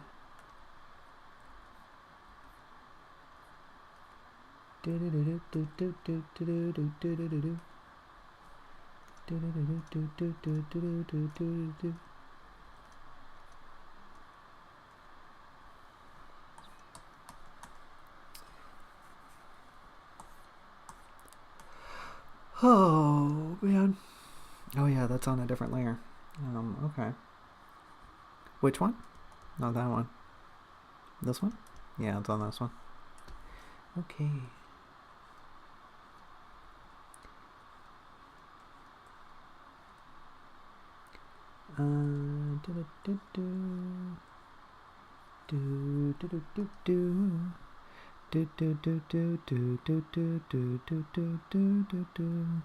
What, you're flossing your teeth at 9 p.m.? You okay, bestie? Like, I'm the one who went to the dentist today. Flossing your teeth while I'm streaming. The nerve. Come on, I'm streaming over here. What do you think this is? I'm providing you with wholesome entertainment, and you stream your teeth? You stream your teeth. You floss your teeth? You floss your teeth at me, sir? Nay, I floss my teeth at you. I don't know how that line goes. Mercutio? I don't remember.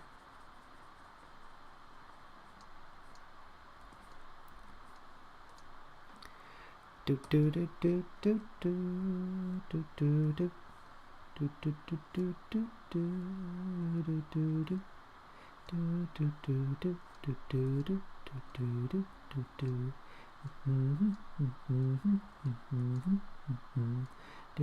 do do do do do do do do do do do do.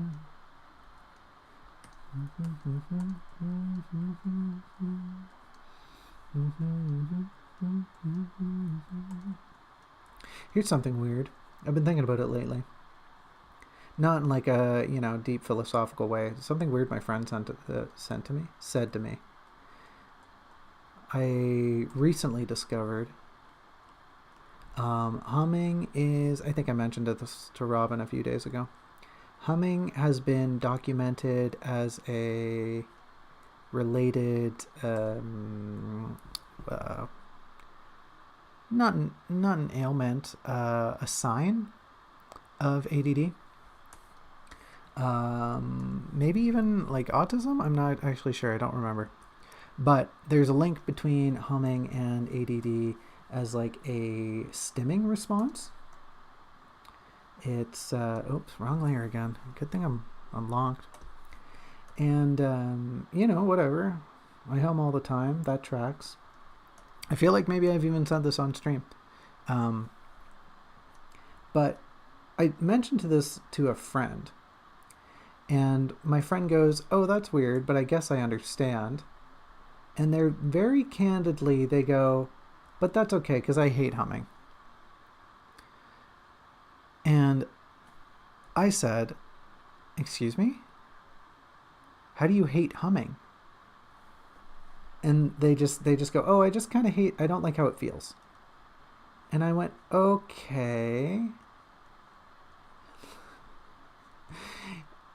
Okay, you don't like how it feels? It's a textural thing? You don't like it because of the texture of humming?" And they go, "Yeah, it feels weird. I don't like how it feels on my lips." And I don't know how much people at home hum, but humming does not come from the mouth. Humming does not involve the lips. It's not like whistling. Humming, you don't hum in your mouth. You don't buzz like a bee. You don't.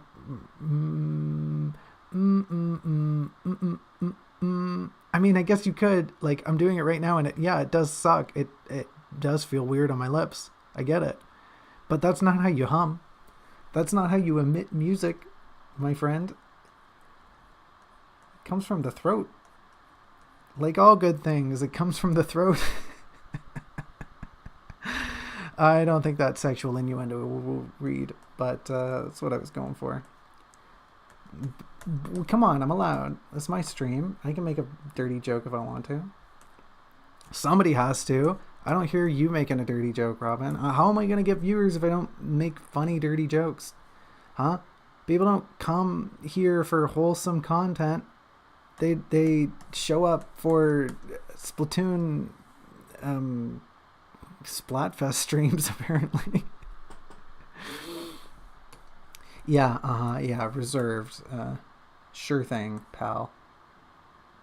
Sure thing, palomine. Palomine. Okay, so we've got some things. Right, there's a hand. There's like the thinger. And then there's the head. Okay. Y'all like the sweater, by the way? I did the sweater in my free time. How did I know you were going to say that? How did I know as soon as I toggled the layer on and off you were going to say bald? You child. Grow up. God. You know who else is going to be bald one day? Probably most people. Probably you're going to be bald. You know? But anyways, I digress. Which layers are we working with here? Which layer is that under? Okay, so this one? Oh, geez, okay. So we're going to work on the bow next. Yeah, I'm going to shave and wax your head in your sleep. Yep. That's me. That's what I'm going to do. Something evil and vindictive like that. Because I'm a monster. Definitely going to do that. No, what I want is this layer. Thank you. Maybe like a little lighter. Okay. So let's see here. So they're grabbing it from...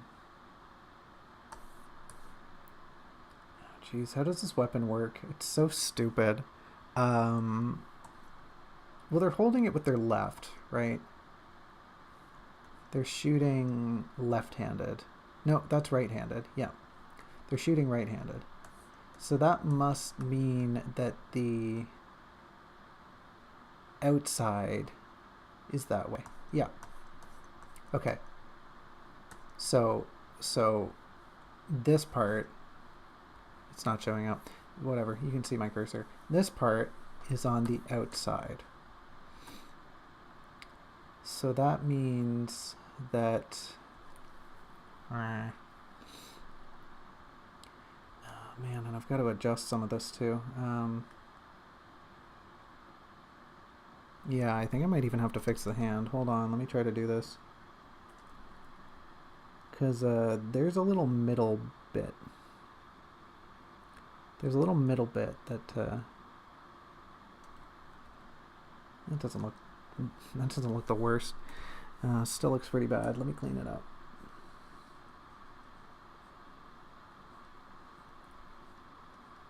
There's a little bit in the middle that they hold in between their fingers.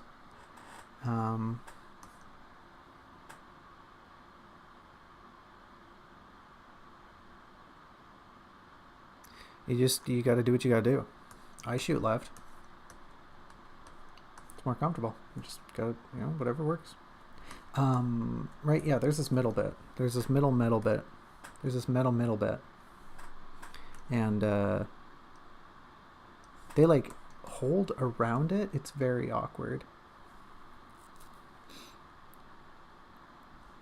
But I digress.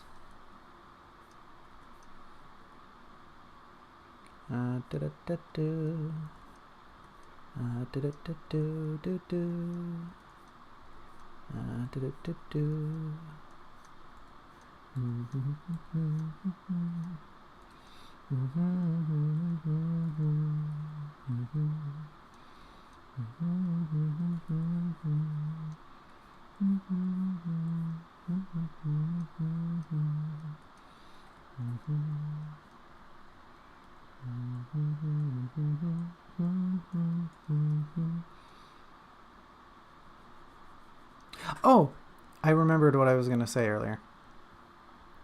So here's the rub. I better say what I'm going to say before I get off topic again. The funny thing about this, me working on this, is I'm pretty sure it's never going to see the light of day. Maybe not even the life of day either. Because I don't think it's think the video it's intended for is ever going to materialize. I have not worked on it for about a month. I do not have any desire to work on it. I hate editing videos. And yet I recorded a bunch more content for Splatoon. So I'm really just shooting myself in the knee at this point. I don't know if we'll ever get an official Splatoon video. The reception to my first one, my stream recap, was abysmal. It made me cry. I worked really hard on it. I even got it down to YouTube-sized video, and still no one showed up to watch it. I don't know. I don't know what. Just maybe I uploaded it at the wrong time of the day, but wow, it bombed. But then my Splatfest stream popped off for no reason. Twice the amount of views. Granted, I don't get a lot of views. Twice the amount of views as my normal videos. What's up with that?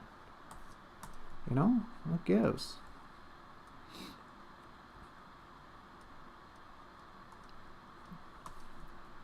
So I don't know what to think. I don't really feel as if there's any desire to put a video together. I might just streaming has been working out for me pretty well. I might do more stream recaps. I don't know. It's just so much effort. So much effort. Did I not title it Splatoon Stream Recap? Did I not make it apparent? Saturday Splatter Day? Were the ink splotches not apparent? I don't know, fam. I'm not the one on YouTube. I probably didn't. You're probably right. That's kind of the stupid thing about YouTube. It has a tag system, but it doesn't use it. It's only there to clarify content.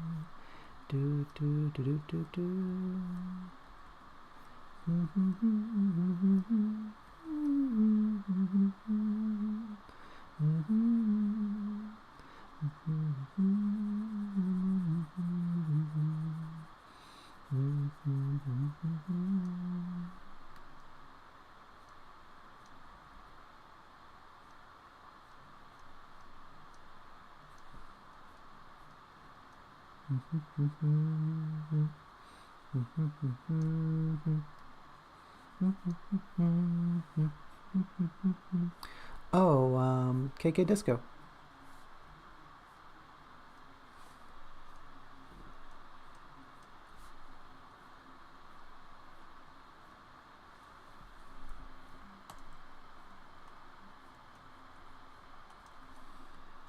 If I'm humming a familiar song, odds are it's from Animal Crossing. It's a shame. I would like to stream Animal Crossing. Not that it's good content. It would probably just be a one-off. Here's my island. But, I mean, dang, I really missed that back in the day. If I had done that when Animal Crossing was popping off, when it was a big deal, whew, I'd be huge. I'd be a big deal. Granted, I wasn't released from the void back then. But, it is what it is. Now you might be thinking. You might be sitting there and thinking to yourself, what are you doing? I'll be honest with you, I don't know. I don't know what I'm doing. At this point, I don't know. I'm just making it up. Anyway, Halloween's coming up. That's pretty exciting, isn't it? I told my mom that we were having dinner last night, and my mom goes, well, actually what I said to her is, I have a dental appointment tomorrow. And she goes, no. What's tomorrow? my mother, for anyone interested. Funny anecdote, not really funny anecdote, just a funny side commentary. She's the one who made my dental appointment. She forced me to go to the dentist because I haven't been in a long time. So she at her last visit to the dentist said, like, lied to the receptionist and said, "Oh yes, my darling child needs to go to the dentist. They told me they want to go to the dentist, so I will book." They asked me to book their appointment for them. Is that okay? And without my consent. And then she came home and said, "I made you a dentist appointment." And I said, "What? I'm poor. I can't afford to go to the dentist." Lo and behold, I could not. The last of my money was spent on this dentist trip, and it's very depressing. But besides that, my mother was sitting there beside me at the dinner table. And I say to her, "Yes, that dentist appointment, the one you're forcing me to go to, that's tomorrow." She goes, "No, that was booked for the 29th. And I go, "Yes, Mother, tomorrow's the 29th. She goes, "No." And I said, "Yes." I clarified and said, "Yes, tomorrow's the 29th. And Thursday, if you'll believe it, is the 31st, Mother. The 31st is Halloween. And then, if you can believe it, the Friday. The Friday is the 1st of November. November is upon us, Mother. All Saints' Day shall reign." And I didn't say any of that, actually. But yeah, it's November. And since it's November, that means it's almost Robin's birthday. Don't forget, everyone. Wish Robin a happy birthday. What day is it? Oh, I'm not going to tell you. I value their privacy. They're probably freaking out. I told everyone it's in November.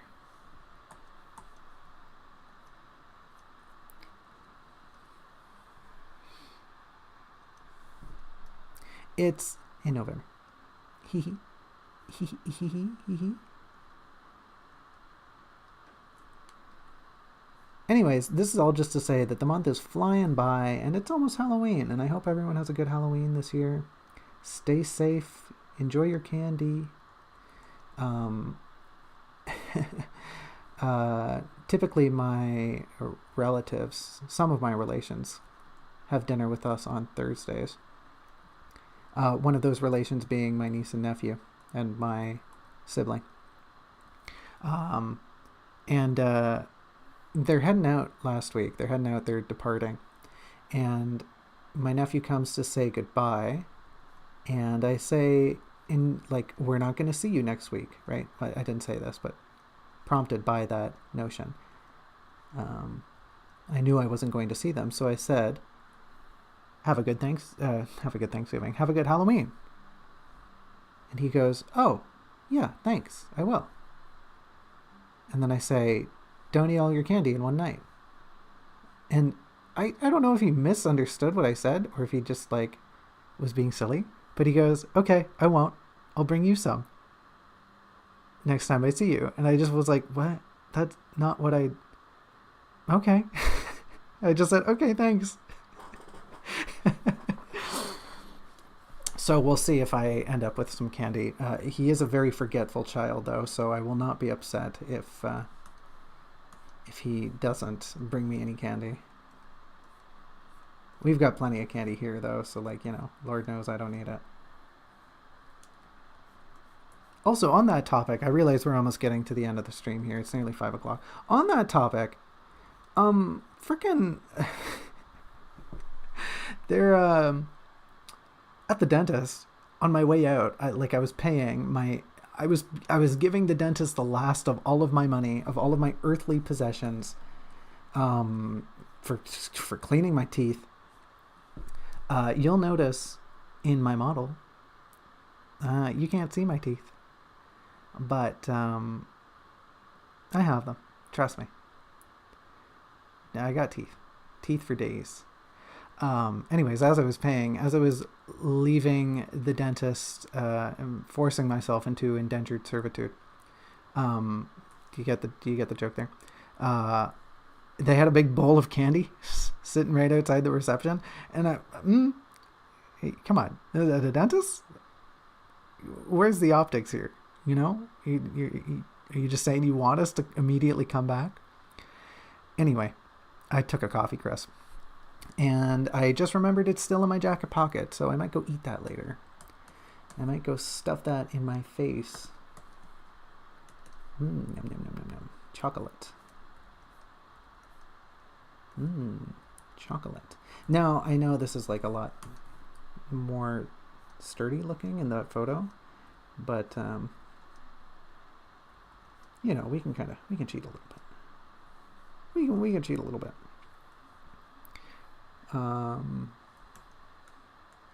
Anyway, I can't believe Robin doesn't believe me. I can't believe Robin doesn't think I have teeth. Worst moderator ever.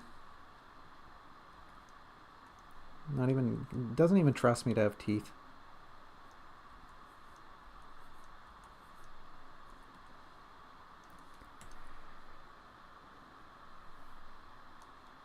Yeah, you've seen my teeth? You've seen my teeth? Fake teeth. Yeah, okay. Alright, fake teeth. Alright, yeah, sure. Let the viewers at home know all about my fake teeth, Robin. Go on. Get your tinfoil hat on. Tell them all about my fake teeth.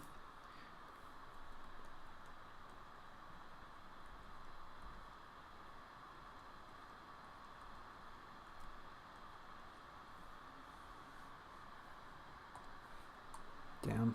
I can't believe my homie sold me out like this.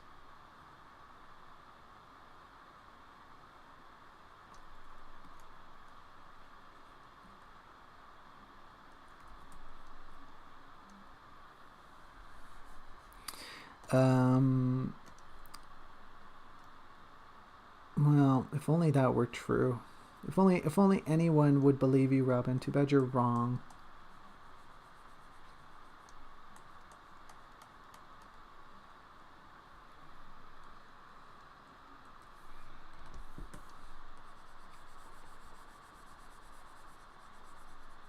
Too bad you're wrong and not very smart and incorrect. And also a big liar. I bet you import from China. I really should stop with these Trump impressions. It's gonna suck when I get black bagged next month for making fun of Il Presidente Supremo, Il Duce. Il Duce? Il Doce. Yeah, don't mind me and my inability to remember Italian.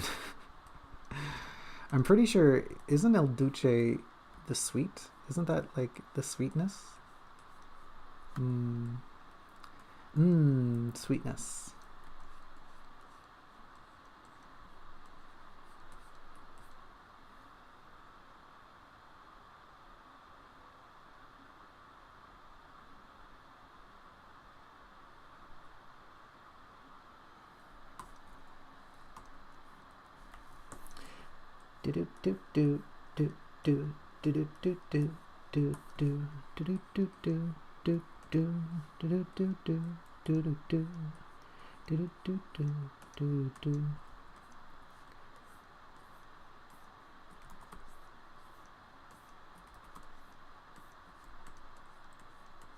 Huh, I just remembered something.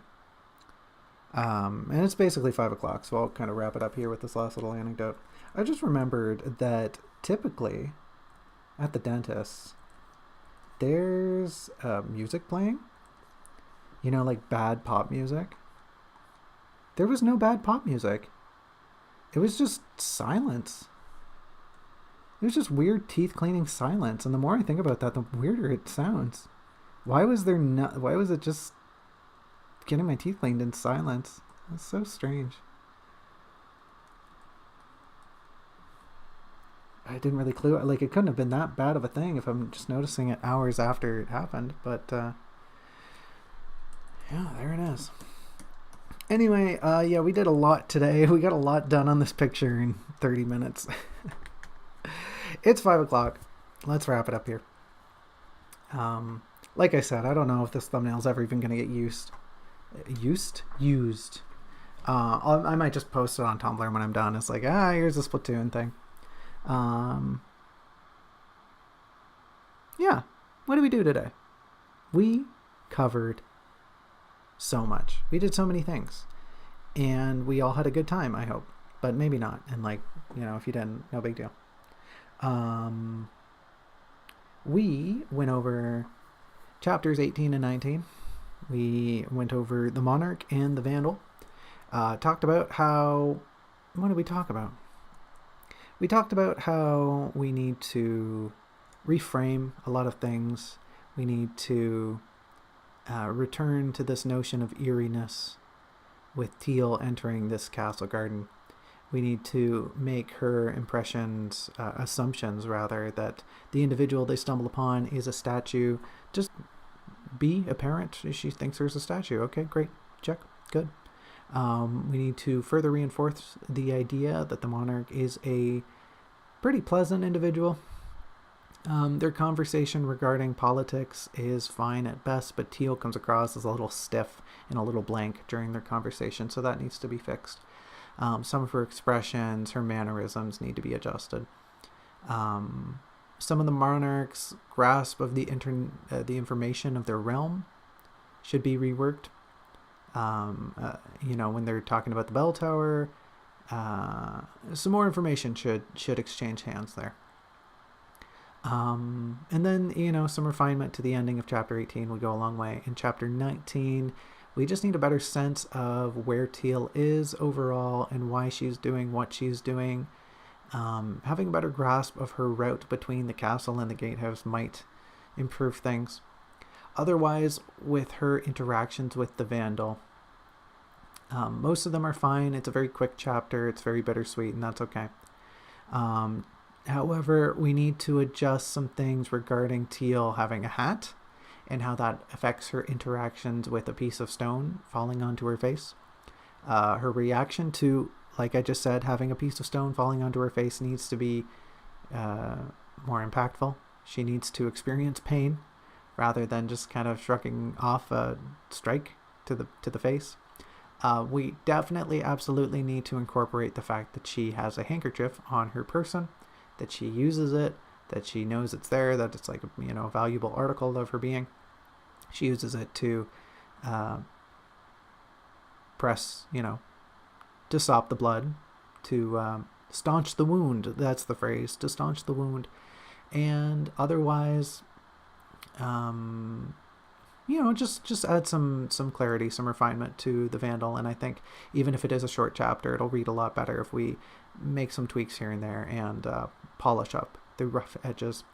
We did some drawing, no questions this week, but I blabbed for half an hour straight. And that's what you people watch these videos for. Just kidding. Most people who watch these videos tune in for like 10 minutes tops and then peace out. And honestly, yeah, I get it. I wouldn't stay for long either. But some weirdos, some total freaks stay for much longer. And that's okay. I love them too. Thanks, besties. Been a pleasure. Been a good one. Hopefully everyone has a good rest of their whatever. Hopefully everyone has a good Halloween. I'm going to spend Halloween watching Halloween things. And then, oh yeah, here's a fun plug. We're going to be playing Hypnagogia Halloween evening. We're going to tackle the spooky level. I thought that would be thematically fun for myself because I want to play it. And for those who want to watch it, maybe if you're doing nothing on Halloween, you can come hang out. We'll be playing Hypnagogia. I don't think we'll beat it, but we'll definitely enjoy the haunted atmosphere that the game can provide us. I definitely know the world we're going to do is pretty spooky. It's like comically spooky, and then there's an actual very scary level. And then there's also a very, very eerie level involving, no spoilers. No spoilers. I changed my mind. No spoilers. But there's a very eerie level. And then there's some story elements come in, right? You get to the part where you're saving Gogi, and that part's pretty nightmarish too. So we've got some good scary vibes coming up. Halloween is the night to enjoy them. So swing by if you got some time. 7:30 Eastern Daylight Time. Otherwise, yeah, we'll be back next week. Same time. Oh no, it won't be the same time. It'll be 3 p.m. Eastern Standard Time next week. no more Eastern Daylight Time. Just going back to Standard Time. So 3 p.m. Eastern Standard Time next week. Show up if you want to talk about chapters 20 and 21. Going to be a 1-2 punch. Once again, we have like a longer chapter and then a shorter one to finish things off. So we'll dive through those and we'll be done part 2. Swing by if you want to learn more about the book. And otherwise, yeah, thanks for coming. I think I've said that 3 times now. Third time's the charm. Enjoy yourselves this merry Halloween.